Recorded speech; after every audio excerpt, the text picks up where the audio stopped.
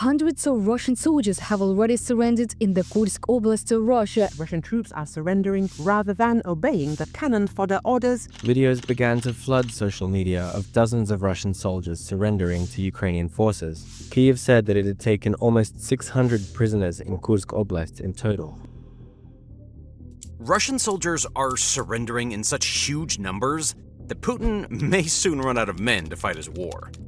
Just recently, in Dobropillia, a city in Ukraine, hundreds of Russian troops laid down their weapons without resistance. They didn't just lose a fight, they exposed the cracks running deep through Putin's war machine. And Dobropillia wasn't a one-off. Reports have surfaced of Russian commanders being shot by their own troops, entire units waving white flags, and hardened fighters giving up just to survive. These are signs of an army losing its will to fight, leadership breaking down, and a war plan collapsing from the inside. In this video, we'll uncover the biggest mass surrenders of the war so far, from Dobropillia to Chasiv Yar, and reveal what they mean for Russia's strength and the fading grip Putin holds over his soldiers and his people. Let's dive right in and start with the latest Russian troop surrender, which unfolded recently in Dobropillia. It was all kicked off in late August, when Russian forces pushed towards the strategic highway near Pokrovsk, advancing nearly 10 kilometers in a bid to disrupt Ukrainian supply lines and grab a foothold of Donetsk. However, the deeper they went, the more exposed they became. Sensing this opportunity of enemies far from reinforcements, Ukrainian forces did not wait politely. They hit back fast, slicing through Russian lines and encircling units from multiple directions. Ukrainian brigades, including the 82nd Air Assault, the 93rd Mechanized Brigade, and the 1st Azov Corps, quickly reclaimed villages like Pankiva and Volodymyrivka. Using drones, artillery, and fast-moving infantry, they trapped Russian troops in these three separate pockets. These were not small squads. Hundreds of Russian troops were stuck with no way out.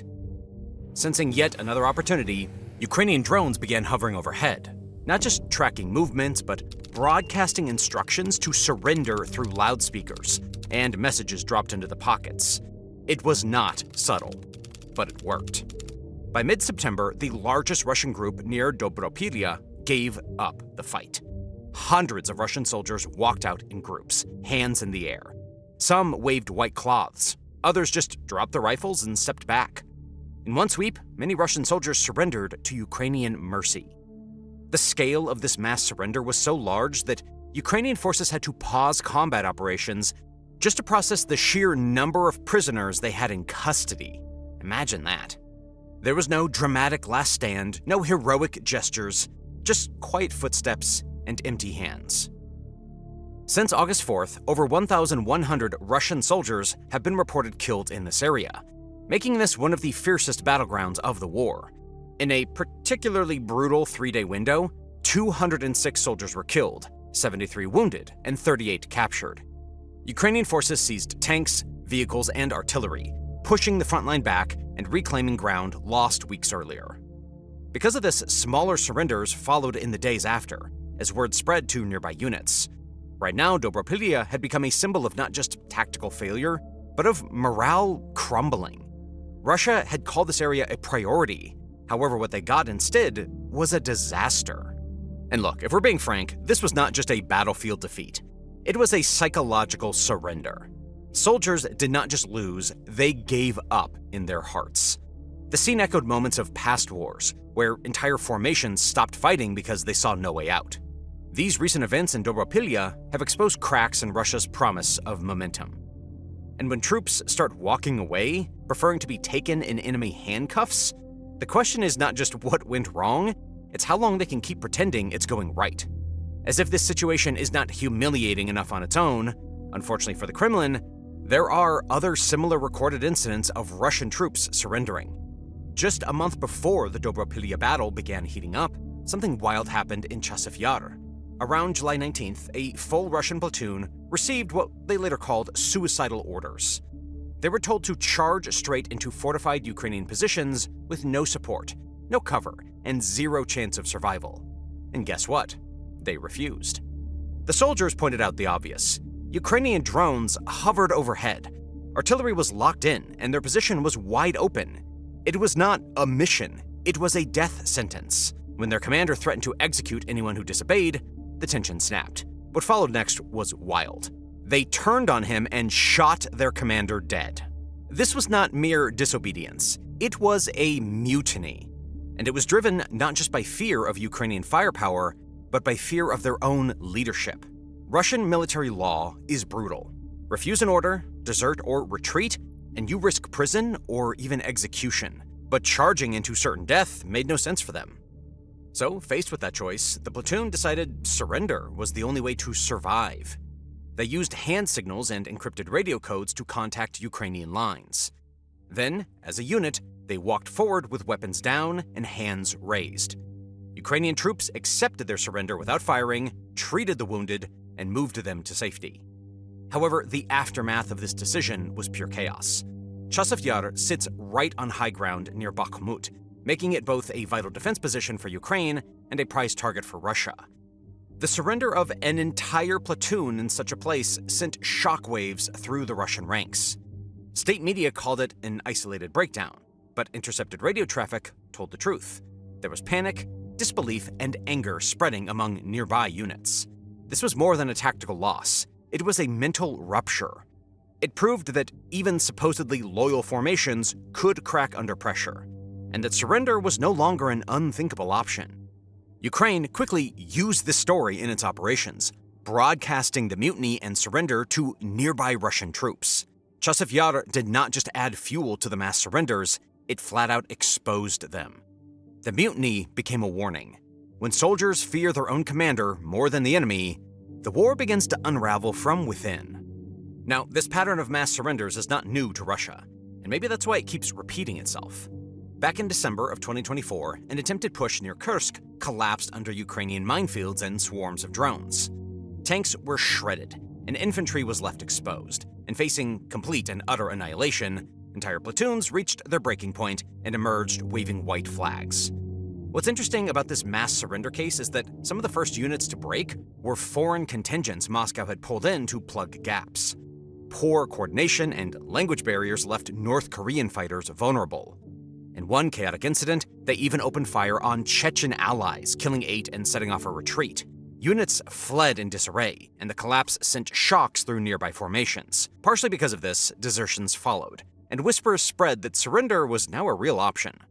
A few months earlier, in August, Ukrainian forces uncovered a fortified underground base and forced the largest single surrender the Kursk region had seen to that point. More than 100 soldiers from the 488th Motor Rifle Regiment emerged, with their hands raised after supplies were cut, and drone pressure made the position indefensible.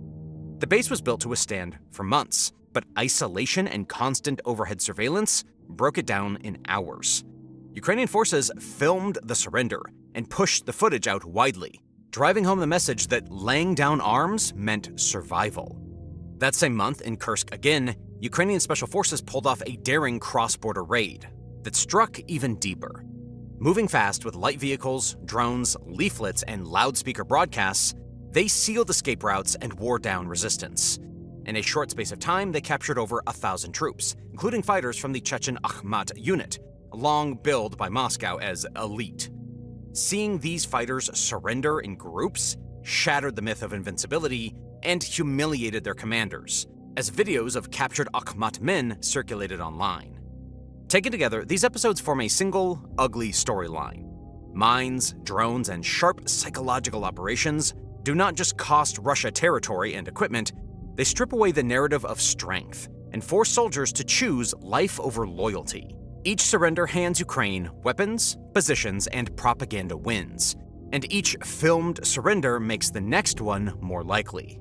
What might look like isolated collapses is really a pattern of breakdowns that keeps feeding on themselves. Looking further back, during the Kharkiv counteroffensive in September and October of 2022, Ukrainian forces began to expose the lack of resolve in Russia's morale. The blitz of rapid advances left Russian units disoriented and in chaos.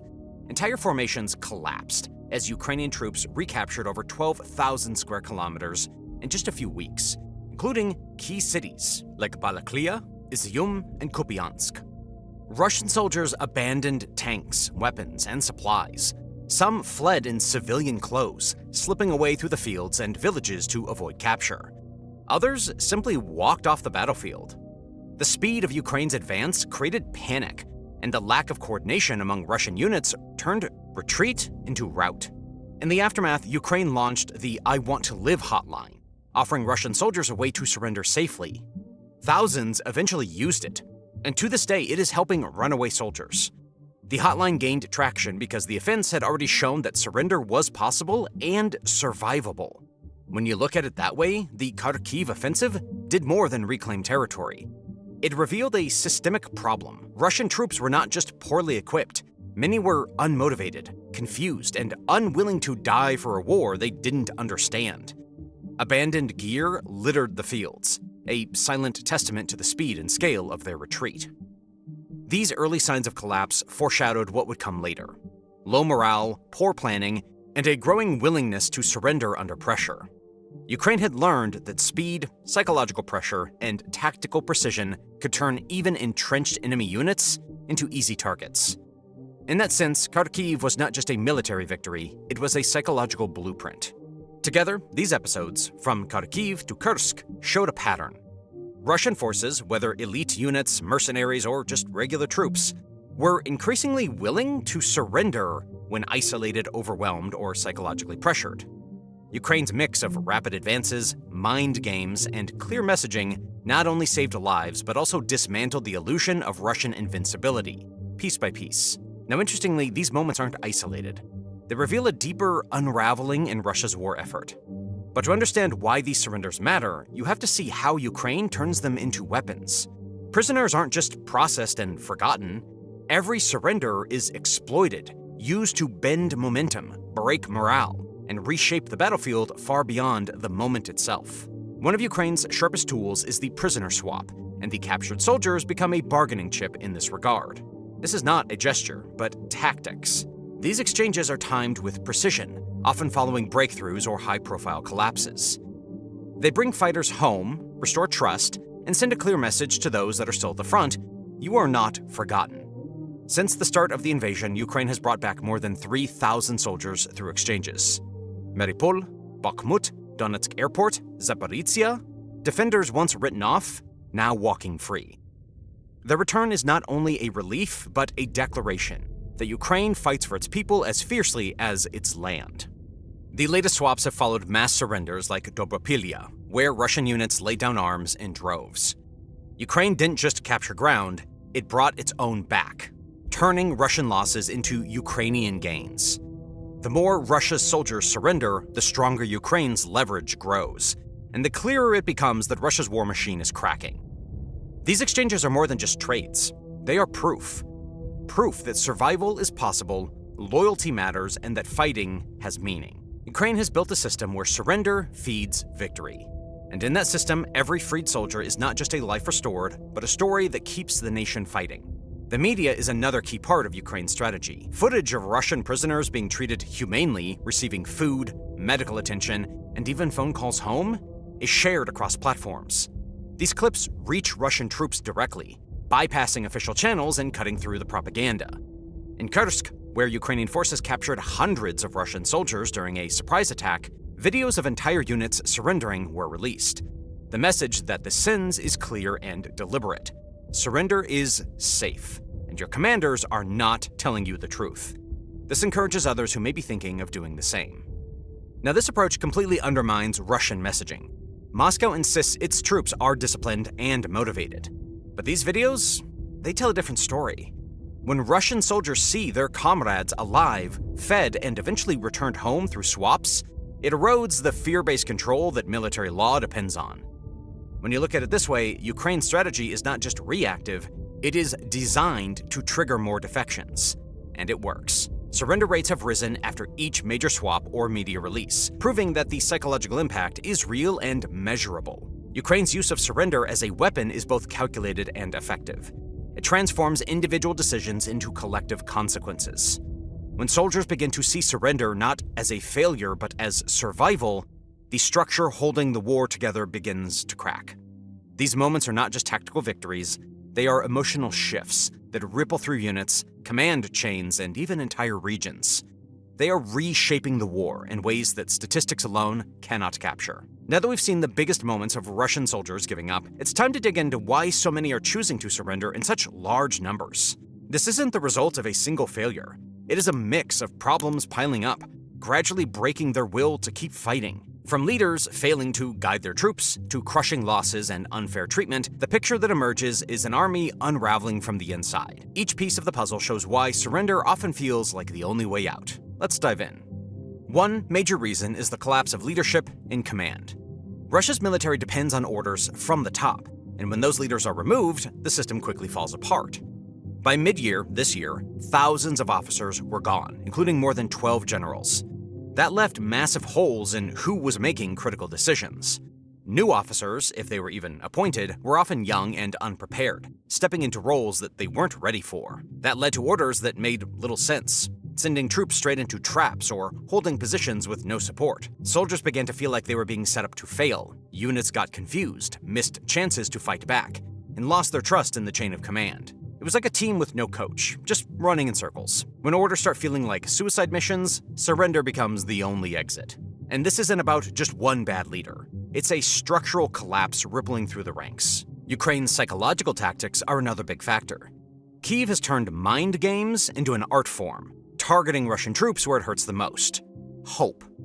The I Want to Live hotline is a prime example. In 2024 alone, over 20,000 Russians called, asking how to surrender safely, and hundreds followed through.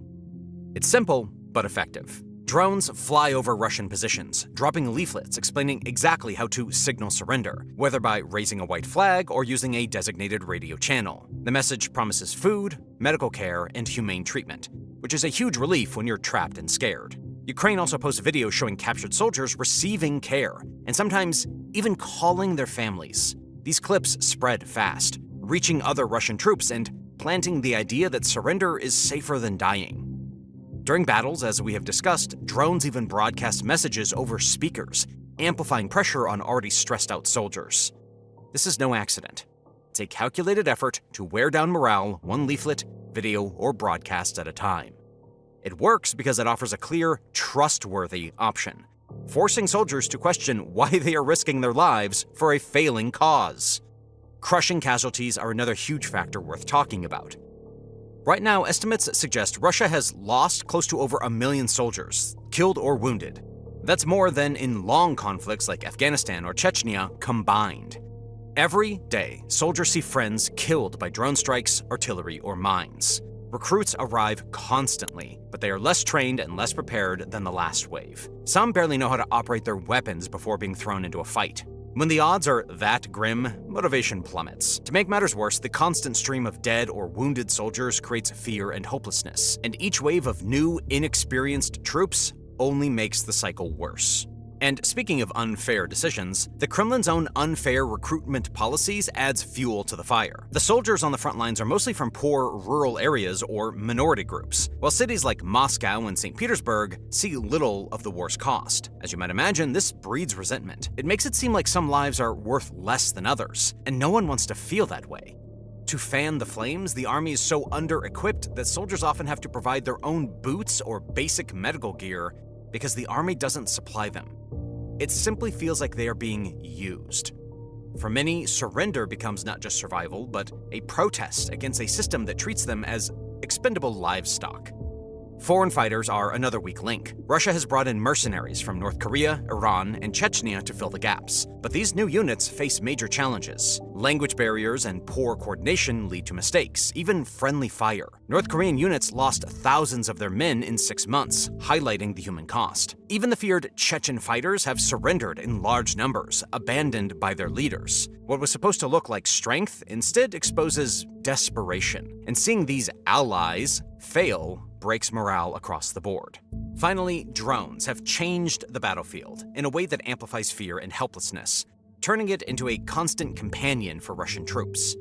Around 70% of Russia's equipment losses now come from Ukrainian drones, which track, strike, and harass relentlessly. Soldiers cannot move without being spotted, and attacks can come at any moment, day or night. Ukraine churns out millions of drones each year, while Russia struggles to keep up, giving them a solid edge in this war. The battlefield has become a deadly maze where hiding or relying on traditional defenses offers very little protection anymore. The psychological toll is severe. Russian troops are developing dronophobia, a growing terror of the buzzing, unseen threat that lurks overhead. It's so bad that some units refuse to advance without electronic jamming support. Others report panic attacks triggered by the sound of propellers. Intercepted communications show commanders describing soldiers freezing in place or abandoning positions just to escape drone surveillance. This fear, it's not irrational, it is tactical. Drones serve as the eyes, ears, and sometimes fists of the Ukrainian war effort. For Russian soldiers, surrender has become more than a moral choice. When every step risks exposure and every hour carries the threat of sudden death from above, laying down arms is the only rational decision. Taken together, all of these factors, collapsed leadership, psychological warfare, massive casualties, unfair recruitment, failing foreign allies, and relentless drones, form a perfect storm. It is not a single bad day that drives Russian troops to surrender. It is a system that is breaking down around them, leaving soldiers with little reason to keep fighting. Surrender becomes the only sensible option. YouTube just dropped a mind-boggling announcement. It is paying creators $64 million per day. Why? Well, because YouTube doesn't have enough creators. That is why you see videos on your homepage that have less than 1,000 views, like this one. Now, of course, that doesn't mean everyone should start a channel, but if you've ever wondered about starting a YouTube channel or a faceless channel, now's kind of the perfect time. YouTube is paying creators millions every day, and it's pushing newer, smaller channels now more than ever. But I'm sure you have many questions on how to get started and grow a channel. We get questions in our email all the time from some of you guys. And that's why we've decided to put all of our YouTube advice into one YouTube video for completely free.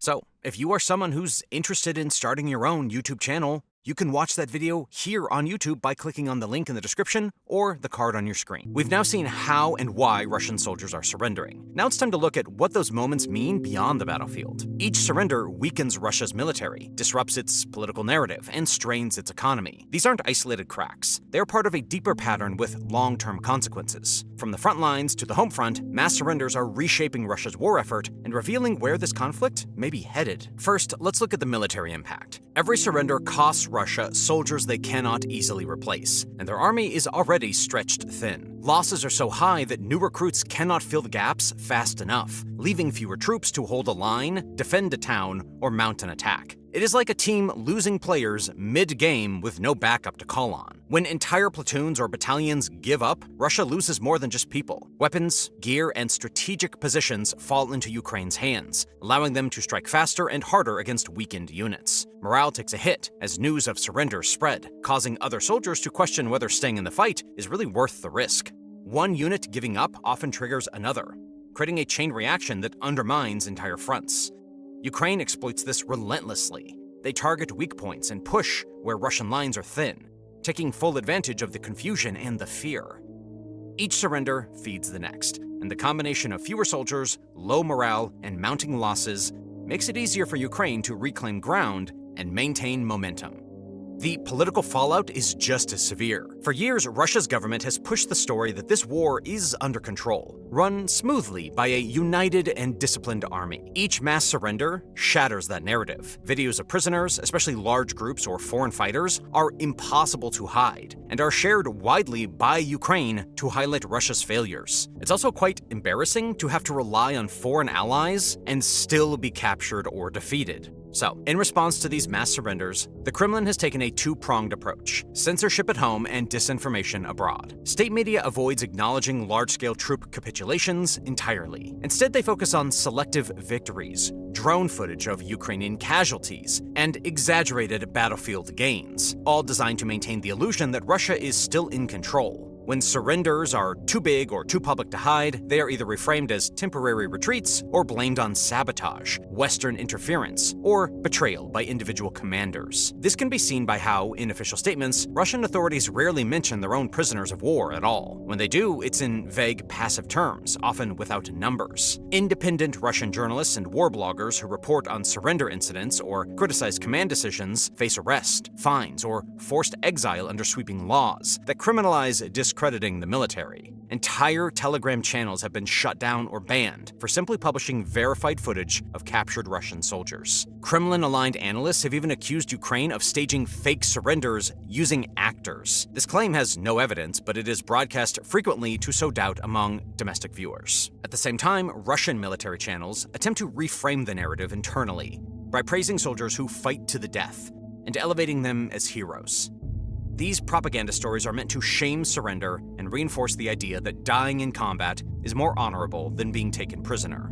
Russia's Ministry of Defense has even increased its use of posthumous medals and glorified funeral ceremonies, using death as propaganda. The message is clear. If you surrender, you vanish. If you die, you're a martyr. It's psychological warfare against their own troops, and it reflects the Kremlin's deep concern about the ripple effect of surrender spreading inside the ranks. Speaking of that domestic angle, when families of soldiers see loved ones captured or hear about others giving up, questions start piling up. That image of a strong, unbeatable Russia from their TV begins to crack. What the government calls a special military operation looks increasingly chaotic. Trust in leadership erodes, even among those who initially supported the war. As the narrative of victory and unity falters, it becomes harder to rally support or justify the human and financial cost of the conflict. Critics at home and abroad use these numbers as proof that the strategy is failing, intensifying political pressure on Moscow. However, despite the Kremlin's tight grip on media, the Russian public isn't entirely in the dark. News of mass surrenders filters in through social media, messaging apps, and private channels. Families with sons on the front lines are often the first to find out when something goes wrong, either through silence, inconsistent updates, or unofficial messages from surviving soldiers. In regions where conscription has hit hardest, particularly in poorer minority-heavy areas like Buryatia, Dagestan, and the Far East, there's growing resentment over the war's human cost. Some local officials have even faced protests from relatives, demanding to know why their sons were sent to die or disappear in battles with little strategic value. Mothers of captured or missing soldiers have started organizing once again, reminiscent of the Soldiers' Mothers movement during the Chechen Wars. These groups are small and carefully watched, but they're vocal. Some have petitioned local governments, staging quiet sit-ins or demanding accountability for lost units. Even online in tightly moderated forums and Vkontakte pages, there's visible frustration over the lack of transparency about prisoners of war. The fear is not just that their loved ones are gone, it's that they're forgotten. That silence breeds anger, and anger turns into opposition, even if it's quiet for now. In larger cities like Moscow or St. Petersburg, the mood is more subdued, but no less anxious. There, families are more insulated from the direct cost of the war, but they're beginning to feel the strain in a different way. Economic hardships, inflation, and military-aged men being conscripted despite earlier promises of exemptions all contribute to growing unease. Polling data shows declining support for the war among younger Russians, especially after failed offenses or high-profile prisoner exchanges, where the scale of Russian losses is harder to hide. This public sentiment shift is subtle but growing, and for a regime that relies on manufactured consent and fear-driven obedience, even a small crack in the wall can be dangerous. When surrenders start to feel common, not as a betrayal but as a survival tactic, the risk is no longer just military. It's existential. It's about losing the public's willingness to pretend this war still makes sense. That talk about hardship ushers us to the financial toll. Right now, Russia is spending nearly 40% of its federal budget on the war. That money pays for recruiting bonuses, replacing lost tanks and equipment, and keeping the entire war machine running. But when soldiers surrender, much of that spending goes to waste. Captured troops no longer fight, and their gear often ends up in Ukrainian hands. Talk about giving your enemy more ammunition. The strain even shows in the numbers. Sanctions have cut off trade, crippled energy sales, and driven Russia's 2025 budget deficit to a record 4.9 trillion rubles. Economic growth has even slowed to just 0.9%, really barely moving at all. On top of all that, Moscow is paying inflated salaries to lure in recruits who often surrender or die within months. Even Russia's shadow fleet, meant to sneak oil past sanctions, has taken heavy losses, costing the state billions. The result is a dangerous bind. Russia cannot afford to lose, but it also cannot afford the cost of fighting. Every surrender, every destroyed tank, and every failed workaround deepens that trap, leaving Moscow bleeding resources with no way out. Looking back at history gives some perspective. These surrenders remind you of the final days of World War II, When German units started giving up in huge numbers as defeat closed in, soldiers saw no point in fighting for a lost cause, and whole divisions surrendered to end the suffering. Russia's walking a similar path right now, with troops losing faith in a war that's dragging on with no clear win. Meanwhile, Ukraine? That's the opposite. With support from Western countries in the form of money, weapons, and training, they're getting stronger, more united, and better at fighting. This contrast makes Russia's surrenders stand out even more. It's like watching one side fall apart while the other pulls together. History shows that when an army's will breaks like this, it's a sign that the end might be coming, not just for the battles, but for the whole system pushing the war. In the end, these surrenders aren't just about soldiers quitting. They're a sign that Russia's losing something bigger, the drive to keep this war going. Every group that gives up adds another crack to the foundation of their effort. The military's weaker, the government's story is crumbling, and the economy's buckling under the weight of it all. It's like a machine that's running out of parts, grinding to a stop. Each surrender makes it harder for Russia to hold on. And as those cracks grow, the whole thing could come crashing down. And Ukraine is using these moments to push forward, not just on the battlefield, but in the minds of soldiers and people watching worldwide. It's a powerful reminder that wars aren't just won with guns. They're won when one side loses the will to fight.